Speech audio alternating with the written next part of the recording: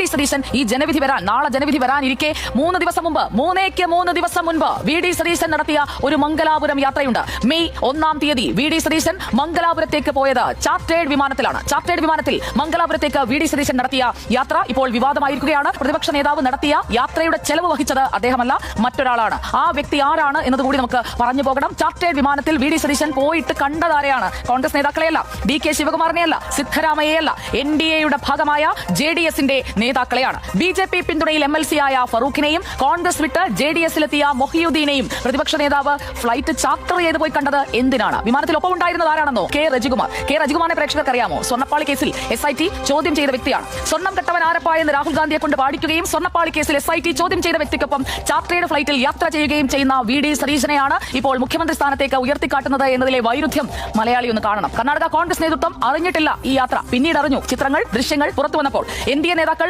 ഒരുക്കിയ വിരുന്നുകൊണ്ടു V D Satheesan. രാവിലെ 8:40 മംഗലാപുരത്ത് ആ ഫ്ലൈറ്റ് ലാൻഡ് ചെയ്തത്. വൈകിട്ട് 5:15 അതേ ഫ്ലൈറ്റിൽ, അതേ ചാർട്ടേഡ് വിമാനത്തിൽ, ആ ചാർട്ടേഡ് വിമാനത്തിന്റെ രജിസ്ട്രേഷൻ നമ്പർ അടക്കം, അതായത് ഫാക്ട് ഉണ്ടോ എന്ന് ചോദിച്ചാൽ ഫാക്ട് ഉണ്ട് സാർ, ഈ ചാർട്ടേഡ് ഫ്ലൈറ്റിൽ പോയത് എന്തിനാണ് എന്ന ചോദ്യം അവിടെ നിൽക്കുകയാണ്.